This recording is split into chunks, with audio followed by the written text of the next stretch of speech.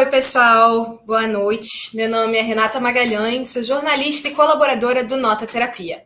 Bem-vindos a mais um Anota Aí. A cada 15 dias, a gente reúne um time de especialistas nas áreas de literatura, artes plásticas, filmes, séries, teatro e música para discutir um tema específico, seja ele um assunto quente ou algo mais atemporal, que aborde grandes clássicos da história das artes. No dia 6 de setembro de 2019, a Bienal do Livro no Rio começou de um jeito conturbado. Na noite anterior, o prefeito Marcelo Crivella havia determinado que a HQ Vingadores, a Cruzada das Crianças, fosse recolhida dos estandes por trazer conteúdo sexual para menores. Tratava-se de um beijo entre dois homens. Nesse mesmo ano, a produtora Porta dos Fundos sofreu um atentado depois da exibição de seu especial natalino, no qual retratava um Jesus homossexual. Em 2017, a exposição Queer Museu foi cancelada depois de um mês em cartaz em Porto Alegre por causa de alegações do MBL, Movimento Brasil Livre, que acusavam as obras de fazerem apologia à pedofilia, zoofilia e blasfêmia. Esses são apenas 3 casos recentes que mostram como pontos de vista ideológicos e morais ainda pautam a divulgação artística no nosso país. E basta olhar para a nossa história para perceber que esses absurdos não vêm de agora. No programa de hoje, vamos trazer esse delicado tema à tona, a censura, e falar justamente sobre pessoas que, ao longo das décadas, foram impedidas de falar. Para essa conversa, eu convido Luiz Antônio Ribeiro, dramaturgo formado em artes cênicas e criador e editor do Nota Terapia. Boa noite, tamo junto. Também Pedro Tinoco, jornalista com mais de 3 décadas de profissão e uma porção de histórias sobre o universo musical. Oi, gente, boa noite. Por último, jornalista e crítico de cinema, Renato Hermesdorf. Oi, pessoal, tudo bem?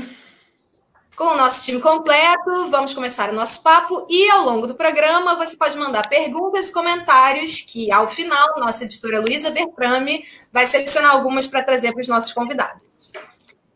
Já que a gente começou o programa com alguns casos recentes, vamos seguir no presente. Renato, que filme é esse que não foi exatamente censurado, mas levou a Netflix a se desculpar publicamente e ser alvo de ninguém menos do que a ministra Damares Alves? Pois é, menina, não chegou a ser censurado exatamente, né, como você lembrou, mas uma tentativa, assim, a Damares chegou a entrar com uma nota judicial tentando obrigar a Netflix a tirar o filme do catálogo. Não foi um fenômeno exclusivo do Brasil, assim, a gente sabe que tem essa onda conservadora no mundo todo. Nos Estados Unidos, o senador republicano lá, o Ted Cruz, também tentou fazer a mesma coisa.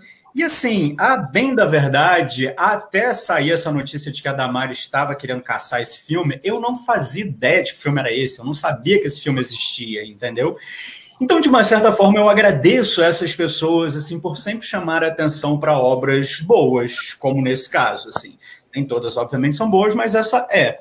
O filme causou muita polêmica porque ele conta a história de um grupo de meninas de 11 anos, mais ou menos. A protagonista ela é muçulmana, ela é de origem senegalesa, então ainda tem todo um pano de fundo aí da religião também. Elas moram em Paris, ela mora com a mãe, com a família em Paris, e o que se acusou a Netflix nesse momento foi de sexualizar essas crianças, ou de apresentar uma versão muito...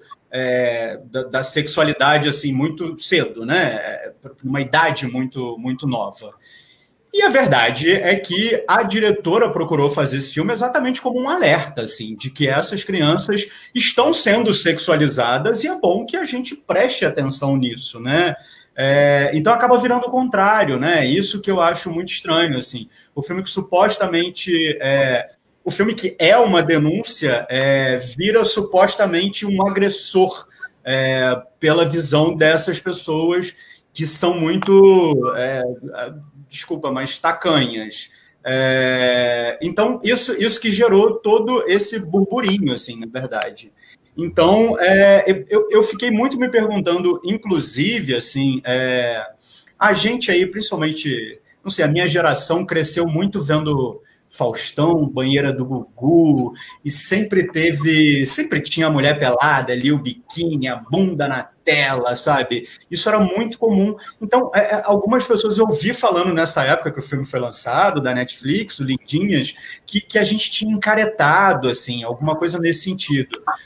Só que, na verdade, é porque não tem nada mais conservador do que sexualizar o corpo feminino, né? Erotizar o corpo feminino. Então, acho que não tem uma mudança nesse sentido, assim. Eu acho que a gente está vivendo essa virada, essa onda conservadora, e esse é um exemplo muito claro disso, né? E a diretora é uma diretora mulher, negra, ela se chama Maimouna Doucouré. Perdão meu francês aqui. Mas, então, assim, ela disse que quis fazer o filme como um alerta, que ela via muitas meninas sendo colocadas nesse lugar, e por conta disso, bom, foi atacada, né? Aliás, eu queria dizer que meninos vestem azul, Renato. Você tá de rosa hoje. Eu tô de goiaba. Melhor ainda. Não, isso é uma romã, sei lá. Enfim, rosa sim, que tá tudo bem, não tem problema nenhum. E goiaba é um tom de rosa. É isso. Bom, segundo outra obra recente, o documentário Narciso em Férias, sobre Caetano Veloso, mostra como é a censura na época da ditadura.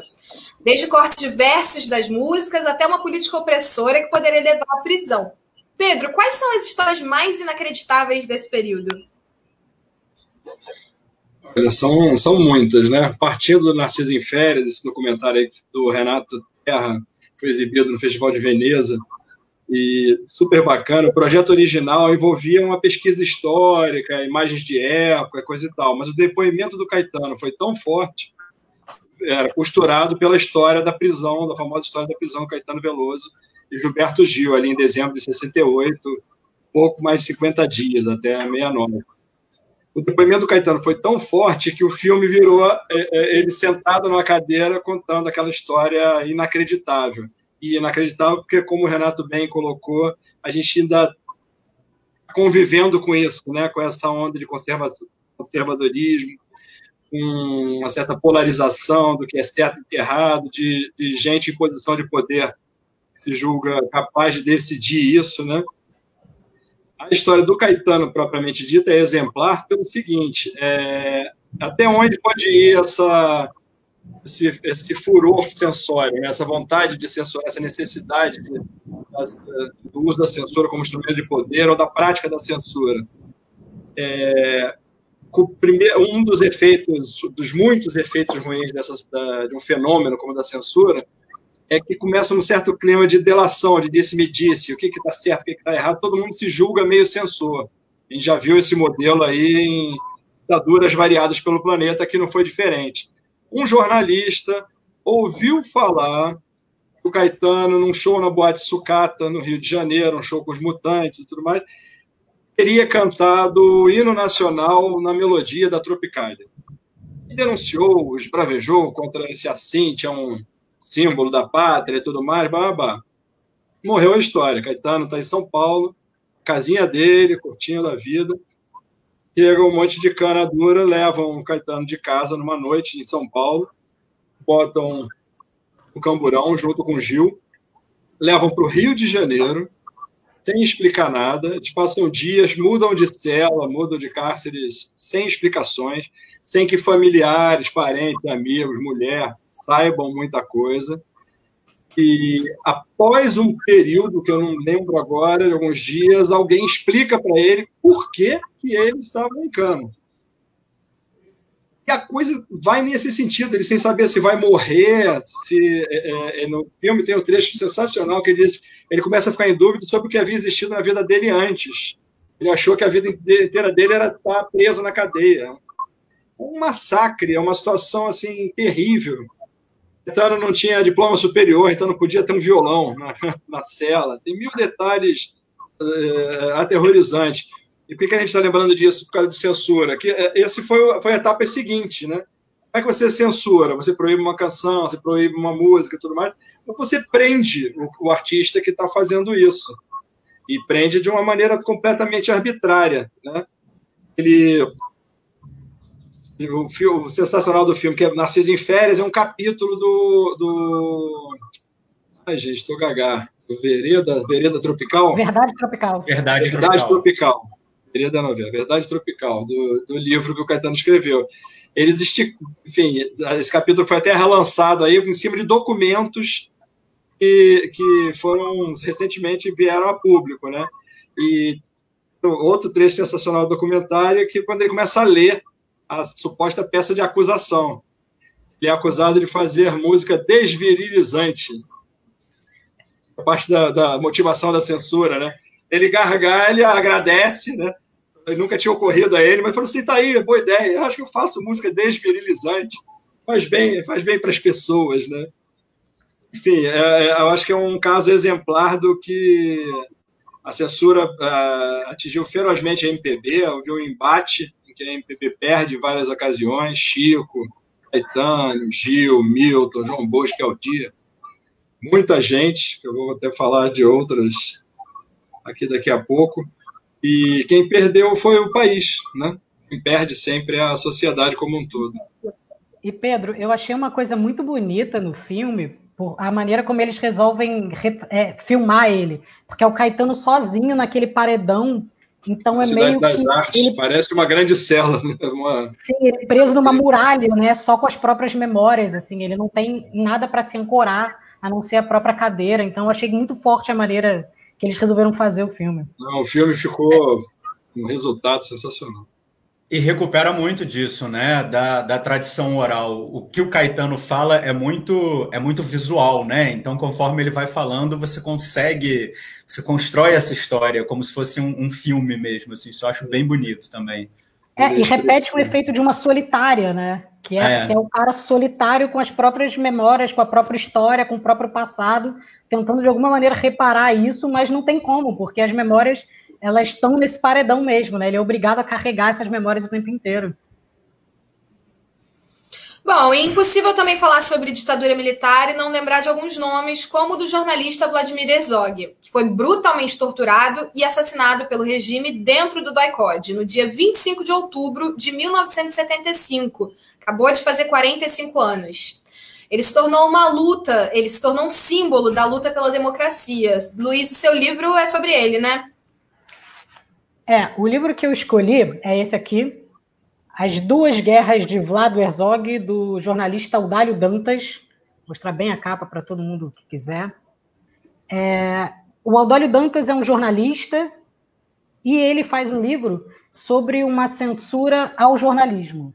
O livro é sobre isso, a censura indo em cima de pessoas que escrevem. E, mais que isso, pessoas que são assassinadas porque são jornalistas. O Audálio Dantas, ele é mais conhecido por ter sido o cara que descobriu a Carolina de Jesus, a escritora, né? E ele escreve a história do Vladimir Herzog desde o começo, de quando eles saem lá do leste europeu, fugidos, família judia, né? O sobrenome Herzog, fugidos aqui para o Brasil, vencendo a Segunda Guerra, e faz esse trocadilho incrível, que são as duas guerras de Vlado Herzog.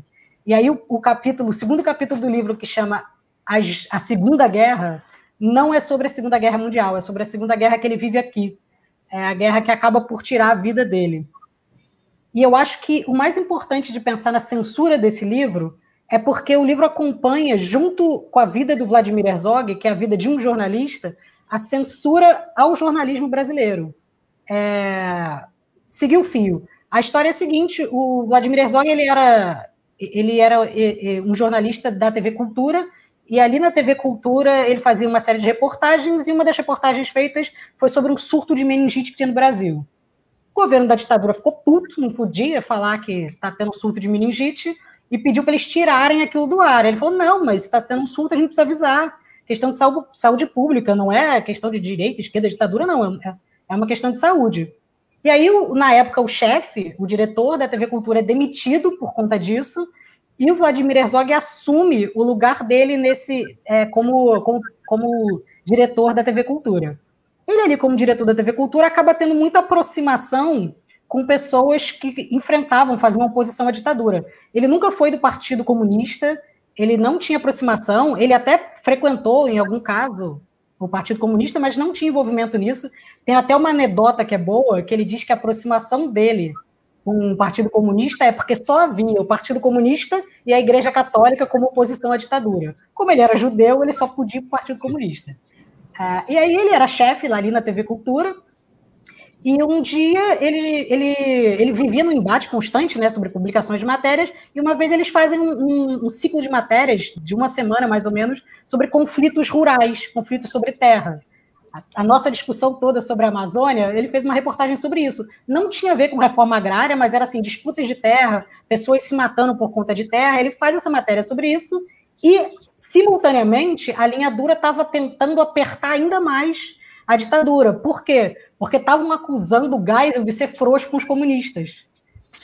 Você está abrindo muito para os comunistas e tal, então tem que apertar. Aí eles começam a prender jornalistas. Eles param de censurar o Estadão, porque o Estadão fez não sei quantos anos, recebeu uma liberação, e começou a censurar uma série de jornalistas. O Fernando Moraes, que escreveu A Ilha, sobre o tempo dele em Cuba, vai preso, e uma série de jornalistas vão presos. Só que o Herzog ele não achava que ele tinha a ver com nada, porque ele não frequentava o Partido Comunista, a relação dele era puramente com o jornalismo, então ele não faz nada, ele fica onde ele está e se mantém fazendo o trabalho dele tranquilamente. Dizem para ele, cara, foge.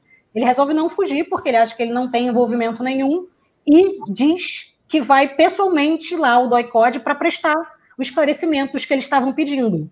Então é isso, no dia 25 de outubro, ele entra andando do DOI-CODE, onde ele vai ser brutalmente torturado, assassinado, e forjam aquele suicídio escrotíssimo que fazem com ele. É inacreditável. E aí eu acho que é muito importante trazer a história do Herzog, desse cara que vence a primeira Segunda Guerra, mas não vence a Segunda Guerra, porque a vida dele é um grande exemplo como sempre se busca censurar não uma música, um livro, um filme, o que a pessoa escreve. Se busca censurar um modo de vida, porque modos de vida diferentes daqueles que eles tentam impor são inaceitáveis para eles. Então, eles tentam censurar corpos. Então, eles censuram esse corpo e impeçam que ele faça aquilo que talvez é a única missão dele na vida, que é a de fazer jornalismo.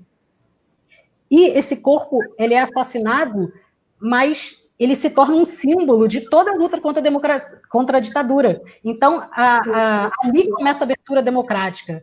Quando comunistas e católicos se juntam naquela missa solene, clássica, super tensa, o Herzog vai virando desse grande símbolo de que é possível censurar um corpo, uma ideia, mas ele nunca vai poder censurar o sonho dessas pessoas, porque o sonho, quando um sonha, esse sonho se espalha para todas as pessoas. Então, eu acho que pensar na vida do Vladimir Herzog, ou Vlado, como era o nome dele lá, é mais do que pensar em alguém que venceu a ditadura, é alguém que tem uma vida que foge da Segunda Guerra, encontra uma outra guerra aqui e passa a habitar os sonhos de todo mundo que luta pela democracia nesse país.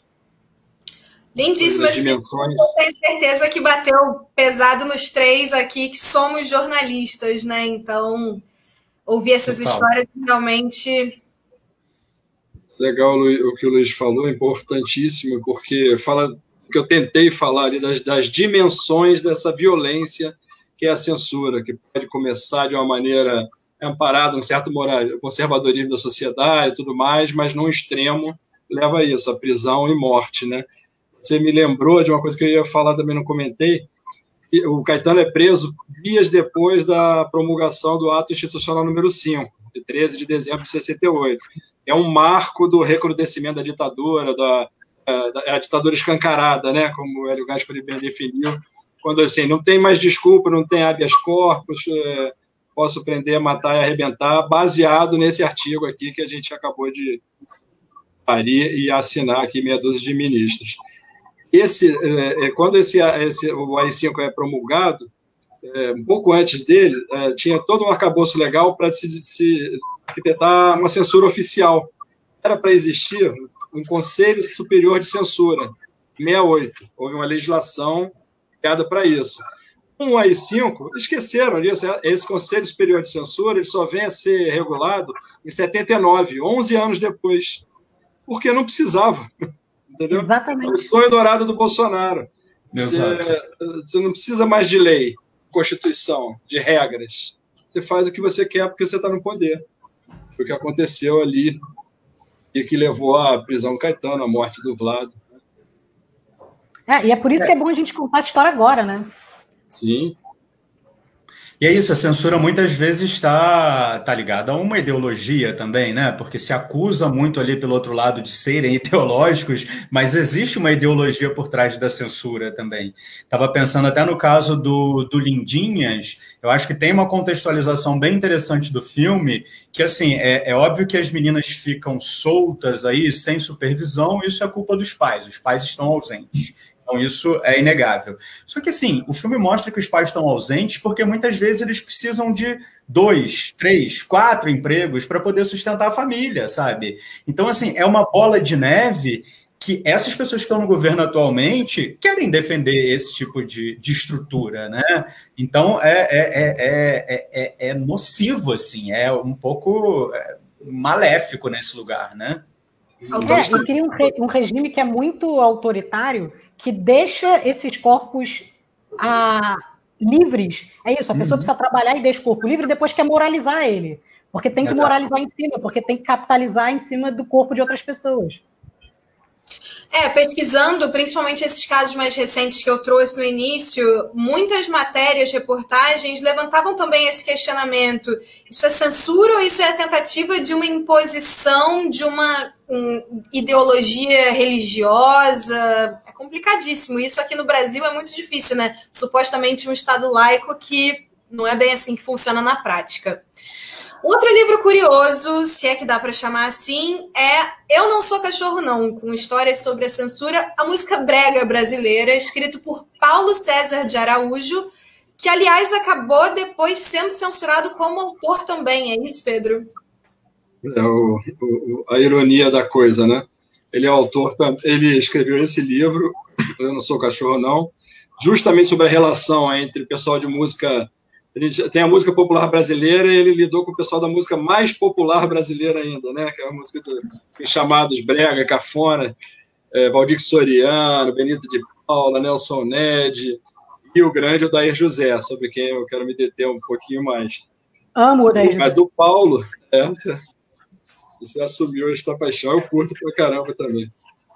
O Paulo César de Andrade, um curioso, um pesquisador incansável, ele, depois de Eu Não Sou Cachorro Não, ele escreveu Roberto Carlos em Detalhes, biografia a história da produção do livro rendeu outro livro dele, né?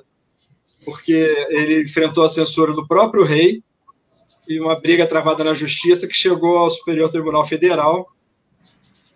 Houve um período que a gente comprava, eu acho, não fui eu não, mas acho que conhecidos meus compravam o livro em Portugal, mandavam vir. O livro não podia ser vendido aqui, o Roberto Carlos em Detalhes. Enfim, ele travou uma enorme batalha contra a censura, ele mesmo, por conta de um trabalho de fôlego, e o homenageado que tentou proibir na justiça. Tentou e conseguiu por muito tempo. Enfim, acho que inutilizou a primeira edição, o livro foi relançado até. Mas eu queria falar do anterior, né, do Eu Não Sou Cachorro Não, que trata dessa turma, da galera, nos anos 70 principalmente, que enfrentou a ditadura e que hoje não é tão lembrada quanto os medalhões, compreensivelmente. A gente falou do Caetano, do filme, tem histórias impagáveis de Aldir Blanc e João Bosco defendendo suas músicas, Chico Buarque, Dio, todo mundo passou submetido à censura. Chico inventou um alter ego, né, um pseudônimo, Julinho da Adelaide. Ele não emplacava músicas como Chico Buarque, mas mandava músicas assinadas pelo Julinho da Adelaide e passavam todas. Essa turma do Brega, eu não gosto de falar, mas é isso, né? Vamos falar do Brega, do Cafona, iluminaram a estrela que está aí até hoje, o Odair José, até hoje lançando disco. Ele ganhou um destaque nessa perseguição aí da repressão política da época, quando ele fez Uma Vida Só, Pare de Tomar a Pílula, compôs aquela canção. Num momento, foi 72, 73, acho que 72, em que ele tocou numa ferida, isso é a graça da música dele, da obra de Odair José. Esse cara, ele fala para as massas, ele brinca, ele fala, eu não faço poesia, eu falo de realidade. né? Fala de as putas, da empregada, fala, eu vou tirar você desse lugar. E com o Pare de Tomar a Pílula, ele toca num assunto que, assim, tinha um movimento feminista soltando foguete, a indústria farmacêutica soltando foguete, o governo no meio, mediano. Aí vem um cara, faz aquela música, eu não vou para vocês não terem pesadelo, eu só vou ler, não vou cantar. Canta! Deus, velho, todo dia a gente ama, mas você não quer deixar nascer. Canta. Não vai ficar tão bom. Todo dia a gente ama, mas você não quer deixar nascer o fruto desse amor. Aí no refrão, pare de tomar a pílula, porque ela não deixa nosso filho nascer. Pare de tomar a pílula, pois ela não deixa sua barriga crescer. E a ditadura, a censura seria ridícula, não fosse trágica. Você imagina um escritório, um gabinete, 3 ou 4 pessoas analisando essa letra? Eu sempre lembro, não, atentado à moral, aos bons costumes e não sei o quê. A música foi proibida por 2 governos, atravessou os governos do Médici e do Geisel. Ele não podia cantar, não podia tocar no rádio, não podia lançar em disco. Em shows, as pessoas pediam, o povo uma besta. Aí ele conta até que, assim, às vezes ele está fazendo um show mais sem vergonha, às vezes fez um show em Colatina, no Espírito Santo, num lugarzinho mais ou menos, cantou lá, a 15ª música do repertório dele, cantou. Acabou, a polícia levou ele para a delegacia. Todas as vezes que ele cantava, ele ia em cana, assim, para averiguação, assinava um documento dizendo que estava ciente, que estava respeitando a moral e os bons costumes. Era um transtorno, uma chateação. No livro, o Paulo César até fala que ele, tal como Caetano, foi espairecer em Londres. Ele viaja, passa uma temporada em Londres, o Daí José. No livro fica meio atribuído essa questão da perseguição, porque ele teve várias outras músicas censuradas, parcialmente ou totalmente. Foi a Brasília, tentava liberar, conversou com o Golbery, o general Golbery do Couto e Silva, a eminência parda aí dessa ditadura. E batia na trave, apanhava figuradamente, né? Ele não sofreu como o Geraldo Vandré da vida, por exemplo, sofreu violência física, né? E ele se manda para Londres. Ficou parecendo que era um alto exílio, mas já tem outras entrevistas dele, até mais recentes, uma com o Rodrigo Faur, um pesquisador de música maravilhoso, em que ele fala que não, que tinha brigado com a mulher, com a ex-mulher, isso aqui, ele deu uma fugida, estava cheio do dinheiro mesmo, fazia um sucesso enorme, e tinha fugido. A questão da opressão foi mais leve, mas a censura, está no meio. Como eu disse e repito, né, ela seria ridícula não fosse trágica. Né?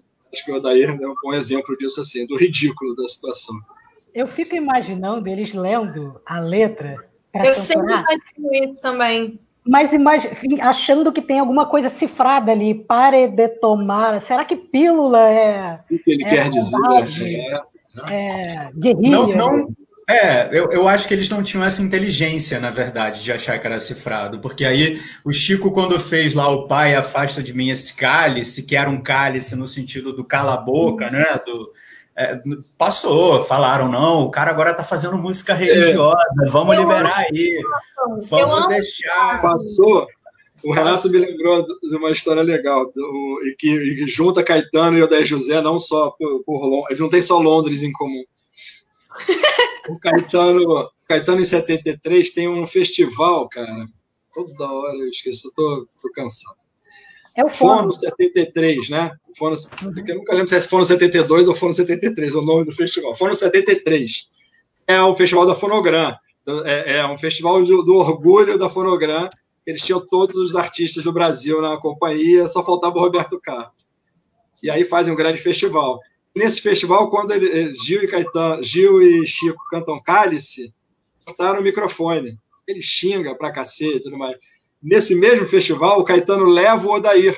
Quer dizer, leva, os dois eram da mesma companhia. Combina, ensaiam um dueto com o Odair. Não lembro se era o Pare de Tomar a Pílula e tudo mais. Aí a plateia bem nascida... Eu vou tirar você desse lugar, né? A plateia bem nascida vaia o Caetano porque ele está cantando com brega do Odair. o Caetano fica indignado, ele tem uma frase maravilhosa que diz: nada mais classe Z do que um público classe A.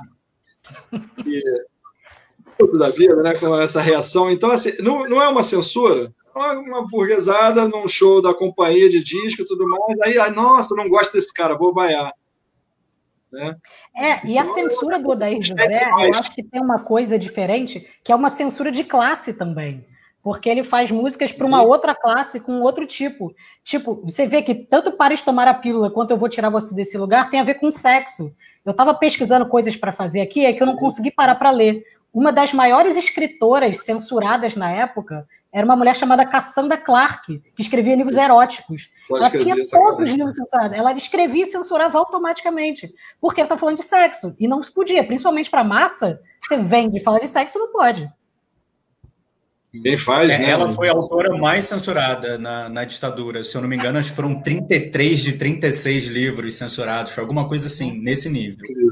Sim, eu imagino ela pensando assim, putz, esse não foi censurado. Mandei mal. Eu acho que eu errei, né? Não foi tão bom. Errou 3 vezes. A primeira música do Odair, que é totalmente censurada, desculpe, Renata. Imagina. Um monte de homem igual você. Chama-se mansplaining, Renata. Eu temi por isso agora. Desculpa. Imagina, não, continua, Pedro. A primeira música do Odair, que é totalmente censurada, é Em Qualquer Lugar, uma balada, também de 73. E fala, é isso, é sexo. Se você quiser, a gente pode amar, no meio deste mundo, em qualquer lugar. Dentro do meu carro, parado em um jardim, debaixo do chuveiro, você sorri para mim. Por aí vai. E os caras olham isso e falam... Né? Não tem nada para censurar aí. Mas é porque todas as concepções conservadoras são imaculadas. É assim que é feito. Bom, mas ainda dentro da aula de histórias bizarras, que eu acho que, bom, são todas essas, Renato trouxe o filme Rio 40 Graus, que foi censurado por causa do título, que era mentiroso. Olha, eu acho que a minha escolha por Rio 40 Graus foi para contar uma piada, na verdade, porque, assim, de tantos fatores que levam à censura, assim, tantas obras que foram censuradas, os fatores geralmente têm a ver com sexo, religião ou a suposta propaganda ideológica, né? Como a gente já citou aqui. O Zuenir tem uma pesquisa da época da ditadura. Ele pegou especificamente 10 anos do AI-5, 68 até 78, em que ele calculou que 500 filmes tinham sido censurados, cerca de 450 peças, assim. E teve, assim, é difícil escolher um título, uma obra. O Lindinhas foi mais fácil escolher porque é um caso recente, né? Mas a gente teve censurado no Brasil Laranja Mecânica, A Última Tentação de Cristo, Último Tango em Paris, Je vous salue Marie, assim, tanta coisa foi censurada que eu acabei pegando um filme que é de 55, ele é antes dessa ditadura militar, né, o período da censura dele, que é o Rio 40 Graus, que é praticamente um documentário aí do Nelson Pereira dos Santos sobre o ambiente do Rio, as garotas do subúrbio, e viram, a censura viu por trás do filme, propaganda ideológica, sempre tem isso envolvido, né? Só que, assim, me chama muita atenção é que um dos motivos para censurar o filme, e aí eu vou contar a piada, é que os censores alegaram que o filme mentia no título, porque não se chegava aos 40 graus no Rio de Janeiro, entendeu? Assim, cara... Não sei muito para onde ir, o que explicar, mas é isso, que argumento é esse, né? Tipo, o título do filme mente porque não se chega aos 40 graus no Rio de Janeiro. E que época era essa que não se chegava aos 40 graus no Rio de Janeiro, né? Porque hoje em dia... Saudades do que a gente não viveu. E saudade de 1955, não, brincadeira. Era um período de democracia. Estava fazendo a conta rápida ali. Nesse ponto, né? Nesse ponto, realmente, tá aí, valendo. Por onde anda? Democracia e censura. É difícil levar a sério mesmo. Mas, para finalizar, Luiz trouxe o livro O Evangelho segundo Jesus Cristo, do Saramago, que foi proibido de concorrer a vários prêmios em Portugal por ofender a Igreja Católica. Novamente, os dogmas religiosos cerceando a divulgação artística, dessa vez fora do Brasil. Isso. Eu escolhi falar desse livro do Saramago nesse tema de censura, porque eu queria justamente mostrar como a censura ela vai se aperfeiçoando conforme vai passando o tempo, né? Portugal, todo mundo sabe, é um país um pouco conservador, e o Saramago um dia, como é que ele teve a ideia desse livro? Um dia ele estava andando por Sevilha e achou que viu, Sevilha na Espanha, claro, achou que viu uma placa escrita Evangelho segundo Jesus Cristo. E aí esse nome ficou na cabeça dele, ele começou a pensar. Portugal, quando você anda, você vê uma igreja em cada canto, e um dia ele teve o estalo de pensar em escrever esse livro. E como é que ele pensa esse livro? Ele pensa a história de Jesus a partir de uma visão secularista. Basicamente, ele não tem uma visão ateia de Jesus no livro, ele pensa de maneira secularista, que é Deus tem um plano que ele quer montar uma igreja e ele pega uma pessoa e utiliza uma pessoa como vítima desse plano. Então, basicamente é isso. O Jesus não faz nada no livro a não ser obrigado a seguir o plano que Deus já estabeleceu. Então, de certa forma, ele é uma vítima porque ele não pode escapar disso. Se o plano de Deus é esse, ele vai ter que seguir. E isso acaba amarrando Jesus numa vida em que ele não pode escapar do próprio destino. Então ele fica tentando driblar o tempo inteiro os planos de Deus sem conseguir. E conforme ele vai driblando, ele vai caindo justamente nesse plano. Por exemplo, a crucificação, que é um dos momentos mais importantes, o Jesus, ao invés de dizer perdoai-vos, ele não sabe o que faz, eles não sabem o que fazem, ele fala para Deus, tipo, vocês perdoem ele, que ele não sabe o que faz. Porque, inclusive em relação aos milagres, sempre que o Jesus, antes de fazer milagre, Deus já faz o milagre e vai transformando ele em Jesus.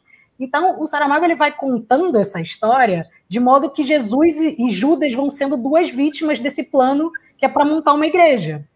Só que o livro é muito respeitoso, assim, ele não tem nenhuma ofensa direta, a não ser ter uma visão secularista. Só que quando ele lança esse livro ali em final de 91, começo de 92, as críticas começam a aparecer. Falam que ele tem um livro comunista, que ele tem um livro ateu, que ele escreve uma vida delirante sobre a história de Jesus, que ele usa a ideologia dele para distorcer a história, e até tem uma crítica que eu amo, que diz assim, o jeito lindo que ele escreve só serve para piorar tudo, porque oculta um interior ultrajante. Algo assim. Ou seja, é quase elogioso, né? Maravilhoso, né, cara? Esse livro bom, ele é ruim por um... E aí, uma outra crítica diz que é um livreto pestilento, de um falsário cínico. Enfim, começam a rolar uma série de comentários sobre isso, até que no dia 25 de abril, a data do dia 25 de abril é muito marcante, porque é quando os portugueses comemoram a Revolução dos Cravos, da libertação da ditadura de lá, um subsecretário de Cultura diz que o livro do Saramago não pode mais participar de nenhum evento público e está proibido de concorrer a prêmios dentro de Portugal e no mundo. Não pode inscrever ele a nada. E dizem que o livro eu vou citar, profundamente polêmico porque atacava o patrimônio dos cristãos e desunia o povo português. E ele cita a seguinte frase, esse livro não representa Portugal.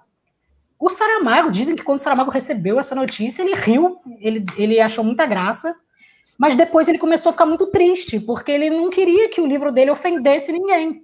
Ele tem uma visão, é como se ele tivesse colocado mais uma ideia no mundo. E essa ideia dele no mundo, ofender pessoas, tipo, não representar Portugal, desonrar a igreja, não era nada do que ele tinha imaginado. Então ele fica muito triste, ele rompe com o governo português, e de alguma maneira ele acaba rompendo com o próprio Portugal, que é a partir desse episódio que ele vai morar em Lanzarote, na ilha da Espanha, onde ele monta a casa, que é onde ele passa a morar para o resto da vida. E eu acho que essa história é muito significativa como um Estado consegue refinar os modos de censura sem impedir que o livro circule. Porque eles só permitiram a parte capitalista, que você pode vender o seu livro. Você não pode participar com ele, você não pode dar voz pública a ele, e você não pode colocar ele no mundo com a sua voz. Você só pode vender ele. Então, eu acho que esse refinamento da censura, ela vai se aperfeiçoando cada vez mais e a gente vai perdendo essa dimensão, porque a gente sempre imagina que a censura é uma coisa autoritária que vem de cima, ela vai se diluindo em diversos poderes que a gente vai perdendo nas nossas mãos, até que o termo em si não faz mais sentido, né? A gente fala censura, a gente não sabe exatamente o que significa. E o Saramago, na época, diz uma frase, que eu quero terminar com ela, porque eu acho que ela é muito marcante. Ele diz, não se enganem com isso que aconteceu, porque o fato é brutal e não pode ser diminuído, seja quais forem os artifícios de retórica ou baixa dialética política que sejam usadas para defender. Então ele está querendo dizer, não importam os argumentos, o Evangelho segundo Jesus Cristo ainda é mais importante, seguindo a frase de Jesus, né? Quem também sofreu a trabalhar em cima desse tema religioso foi a atriz Renata Carvalho, ao interpretar Jesus Cristo no espetáculo O Evangelho segundo Jesus, Rainha do Céu. Por meio de uma liminar, o juiz proibiu que a peça acontecesse, o que gerou uma grande comoção nas redes sociais. A atriz trans dividiu um pouco da sua experiência nesse áudio que a gente vai ouvir agora, como uma participação especial no Anota Aí de hoje. Um segundo. Se Jesus voltasse, na pele de quem ele seria tão estigmatizado? Eu ainda acho que viria como negra, gorda, favelada e trans. Nessa versão do teatro sou eu. Então a gente coloca como pano de fundo a transfobia. Quando coloca Jesus como uma travesti, as pessoas se assustam muito, acham que é sexualizado, é doentio, é pervertido, é com má fé. Mas eu acho que não assistir não é o problema, cada um tem o direito de ir e vir, né? O problema é atacar, é querer censurar, é querer calar, é querer dizer que é errado, em nome de Deus, né? E aí quando eu vejo isso, eu falo, gente, mas isso aconteceu com a Marita Severo, como assim não pode fazer? Na verdade ainda estou em processo, né? Porque são muitos ataques. A diretora Natália Malo foi sair de casa, os 4 pneus do carro dela estavam furados. Somos ameaçadas constantemente em redes sociais. Mas isso, Neto, é a transfobia pura. Isso eu já sofro diariamente quando eu vou comprar pão, por exemplo, porque alguém me olha. Somos uma sociedade corporificada. Tem um pouco desse machismo também muito incrustado nisso, né? De não aceitar, tem um pouco de muita lenda em cima da travesti, né? Então precisamos dar uma luz realmente nesse assunto. Que bom que colocou no foco. Porque a sentença do juiz ela é extremamente transfóbica. Como assim você fala tanta coisa que é de mau gosto, que ofende, que eu tô vilipendiando símbolos religiosos? Você nem assistiu a peça, você está falando uma coisa que eu faço. E, na verdade, o que a gente está falando é sobre amor, sobre perdão. É colocar essas pessoas que são as mesmas pessoas que estão me atacando hoje, são as que atacaram Jesus. Então, é esse contraponto sensacional que a Jo Clifford faz. E que eu, como pessoa trans, já sabia disso. É claro que temos que ter a liberdade de falar o que quisermos, mas precisamos ter o entendimento humano dessa questão. É legitimar o preconceito em nome de Deus, né? Do amor. E é isso, assim, porque eu acho que se... primeiro que, a despeito da discussão de que Jesus também sofreu preconceito, Jesus também foi um perseguido, Jesus foi um refugiado, ao que tudo consta, indica, tem uma coisa que se te ofende a ideia de um Jesus travesti, não assiste, não vai ver apenas, sabe? Não precisa atacar quem está fazendo, eu acho que a questão é só, não assiste, ponto, sabe? Não precisa perseguir quem está fazendo, enfim. Esse trecho que a gente colocou é de uma entrevista do canal N Lucon, é uma entrevista muito legal que a Renata dá lá, e o que eu acho muito potente na fala dela é que a gente vai percebendo que a censura, que é uma coisa que acomete muitas pessoas, ela incide diretamente em corpos que são censurados constantemente, independente do governo, do Estado, se é direita, se é esquerda, quem está no poder, são uma série de corpos que também são censurados. Então, o tema da censura, que a gente traz aqui de maneira muito diversa, não é só um tema de Estado censurando pessoas, é de uma política estrutural que está censurando pessoas o tempo inteiro, e algumas pessoas mais que outras. Eu acho que isso é muito importante de ressaltar. Tem camadas, né? Tem camadas variadas e talvez exatamente um poder político, enfim, estabelecido, se aproveite dessa estrutura. Isso já está no nosso dia a dia, né? E a nossa disputa com esse dia a dia, né? Quem transforma isso numa ferramenta aí de opressão ainda maior, né? Uma política pública. Exatamente. Aí complica. Bom, tivemos uma pergunta para os nossos convidados. O Ailton de Pádua pergunta para vocês, acho que principalmente para Luiz, talvez, se Nelson Rodrigues foi censurado. Olha, eu não tenho informações sobre se Nelson Rodrigues foi censurado, mas o que eu sei é que as obras do Nelson Rodrigues, elas geravam muita repercussão, principalmente com a elite da época. Porque Nelson Rodrigues, ele tinha um pensamento que não era alinhado à esquerda. Eu não sei exatamente se ele era um conservador ou não. Ele, de alguma maneira, era um moralista, mas se ele era um conservador, eu não sei. Mas ele atacava justamente as morais e os costumes de uma classe média de elite alta carioca. Então, as obras dele denunciavam justamente esses temas em si. Eu acho que ele acabava sendo, de certa maneira, um pouco protegido pela ditadura, porque ele não tinha um engajamento direto com movimentos de esquerda, pelo contrário, ele debochava muito desse marxismo mais tradicional. Então, eu não sei se ele foi diretamente censurado com as suas obras, não tenho essa informação, infelizmente, mas eu acho que ele tinha uma relação que não era muito pacificada com as elites, isso eu posso dizer. Alguém sabe mais alguma coisa? Eu acho que Boca de Ouro foi, mas eu realmente não... Tentando lembrar. Eu não tenho certeza também. O Boca de Ouro vai ganhar uma refilmagem agora, né? Ganhou, na verdade. Enfim, esse é outro assunto. E tem a montagem do Zé Celso, que é incrível também, né? Que junta o conservadorismo de Nelson Rodrigues com toda a radicalidade de Zé Celso. Nelson maravilhoso. Bom, e agora é hora de pegar o seu bloquinho, caneta, tablet, máquina de escrever ou o que for, porque chegou o momento. Anota aí. Nosso time vai dar a indicação da semana. Luiz, o que você recomenda hoje e por quê? Recomendo um livro que eu acho incrível, chamado O Diário de Guantánamo, desse autor aqui, ó, Mohamed Al-Islami, que chama o Diário de Guantánamo de um cara que fica preso em Guantánamo e escreve um diário sobre todas as suas experiências lá em Guantánamo. Eu adoro a música do Caetano, que ele é a base de Guantánamo, que ele fala que o fato dos americanos não respeitarem os direitos humanos em solo cubano é muito forte simbolicamente para não me abalar. E esse livro foi censurado pelo governo americano, só que eles não publicaram o livro editado, então eles publicam os textos censurados. Então, se você olha as páginas, você consegue ver as palavras que foram censuradas. Olha, e chega momentos que eles têm a página inteira do livro censurada. Ai, que não é uma edição caprichada, né? Maravilhosa. Então, eu acho esse livro, já que a gente está falando de censura, é uma excelente pedida. Eu não trouxe ele porque eu não li todo, e quem leu foi a Luísa, então eu não posso trazer com muitos detalhes. Mas ele fica como registro aqui, que é um puta livro incrível sobre pensar a ditadura em solo cubano pelo governo americano na base de Guantánamo. Pedro, sua vez. Eu tinha até separado um pedacinho para ler, mas vai ficar demais. A sugestão, o Driblando a Censura, do Ricardo Cravalbin, o livro mais antigo. Driblando a Censura, como o Cutelo viu e incidiu na cultura.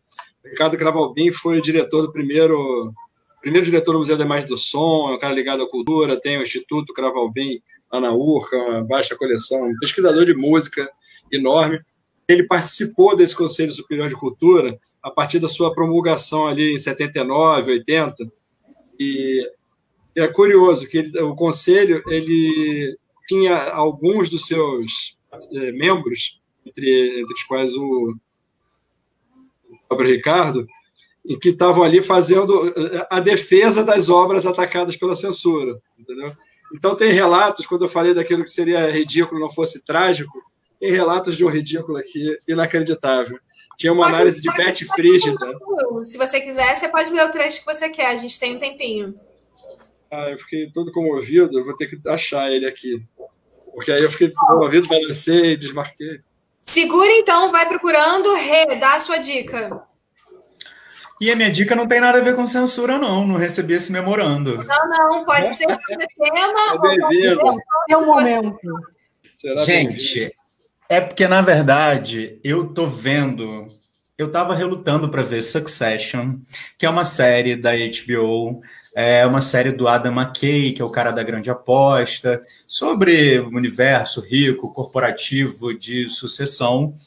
E eu tô enrolando para assistir, assim. A segunda temporada acho que estreou esse ano, a primeira é do ano passado, é a série que ganha Emmy, todo mundo conhece e tal.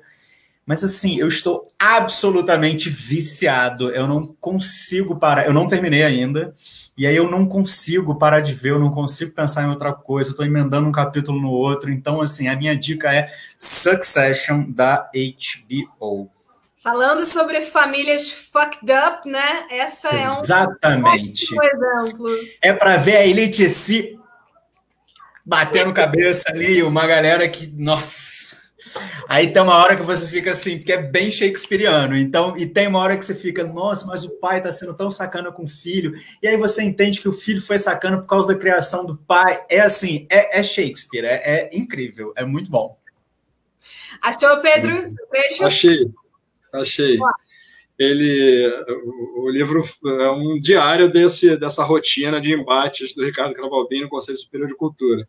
E entre as canções, para a gente ter uma ideia de como a cultura chegou até ontem, quer dizer, já demos vários exemplos, tem o depoimento maravilhoso da Renata, da atriz. Ele tem uma análise sobre Betty Frígida, da Blitz.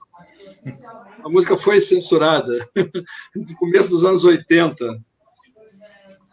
E aí, eu vou ler um pedacinho só. O Cravalbim tem um estilo rebuscado. Ele fala: louvo-me na discrepância dos pareceres dos técnicos de censura a indicar as razões do meu voto.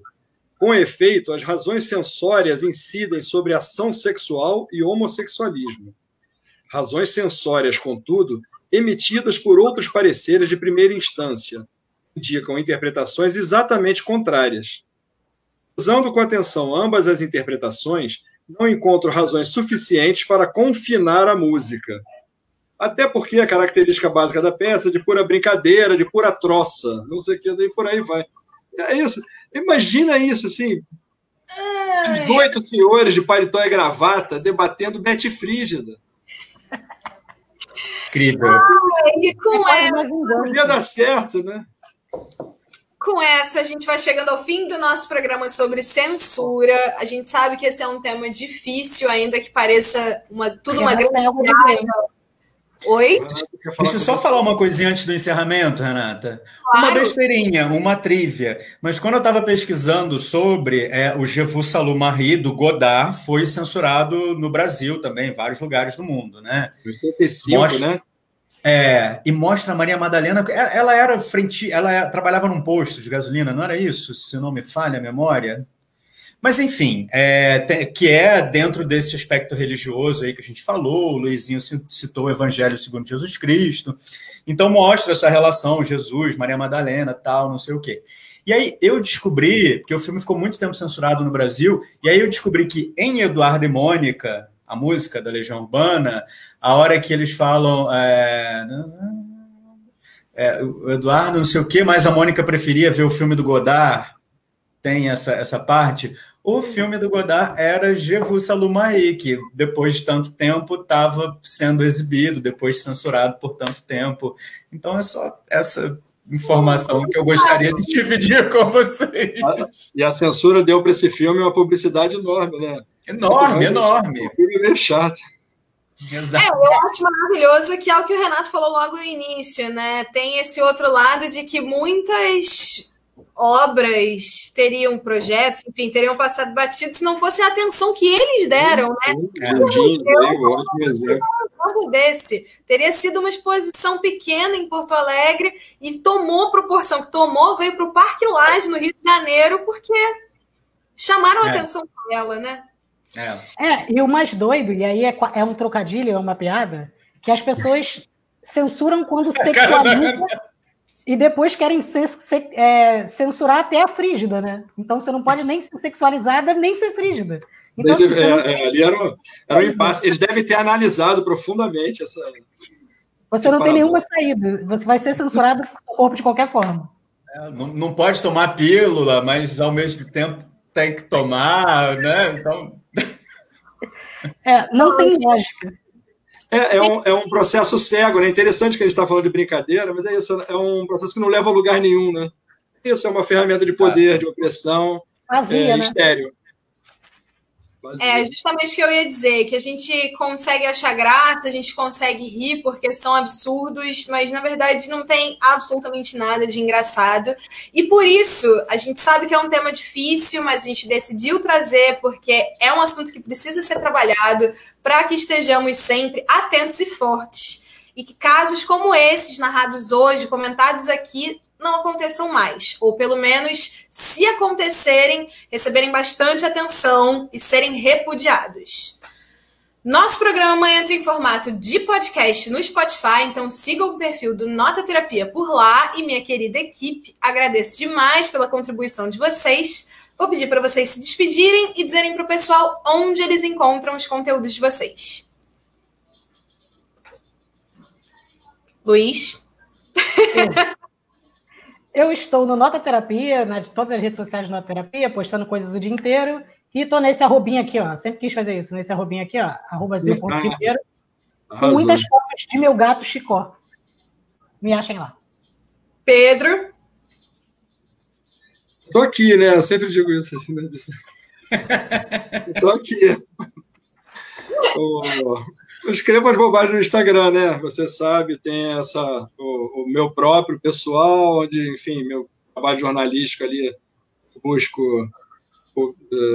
divulgar o que eu mais gosto. E tem também o @Botequim, seu lindo, uma conta no Instagram de croniquetas aí, de botecos cariocas, sem censura. Vou aproveitar o momento aqui para fazer uma pequena propaganda também. Pedro Tinoco apresentou uma série de entrevistas incrível com os candidatos à Prefeitura do Rio de Janeiro. Tá tudo nas plataformas do Teatro Casa Grande, foi uma iniciativa do teatro. E estão lá 11 dos 14 candidatos falando sobre as propostas deles para a pasta de cultura. Então vale a pena assistir, as entrevistas do Pedro estão maravilhosas. Renato, seu conteúdo... Está onde? Quando eu crescer, eu quero ser igual o Pedro. Eu também! Eterno Bronx. Eu não cresço. Para quem não conhece o Luiz, levanta aí, Luiz. Brincadeira. Brincadeira, gente. Brincadeira. Enfim, eu tô nesse endereço aí também. Para cá. Renato Hermes no Instagram.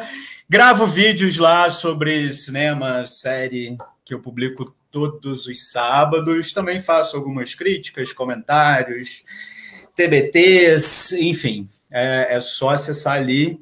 E eu estou muito feliz porque eu lembrei que o Eduardo sugeriu a lanchonete, mas a Mônica queria ver o filme do Godard. Muito bom. Mônica. Naquela letra... Gente, obrigada, minha equipe, obrigada quem assistiu a gente até aqui. E para quem ficou até esse finalzinho, tem uma surpresa hoje. A gente vai migrar aqui do Facebook para o YouTube do Nota Terapia, youtube.com/notaterapia, e a gente vai fazer aqueles comentários pós-programa, aquela coisa meio uncensored, tudo a ver com o programa. Lá vocês vão saber, inclusive, se Nelson Rodrigues foi censurado ou não, porque eu estou curiosa, a gente vai pesquisar. Daqui a uns 5 minutos a gente vai. Olha, ela fez um gancho maravilhoso. Jornalista, né?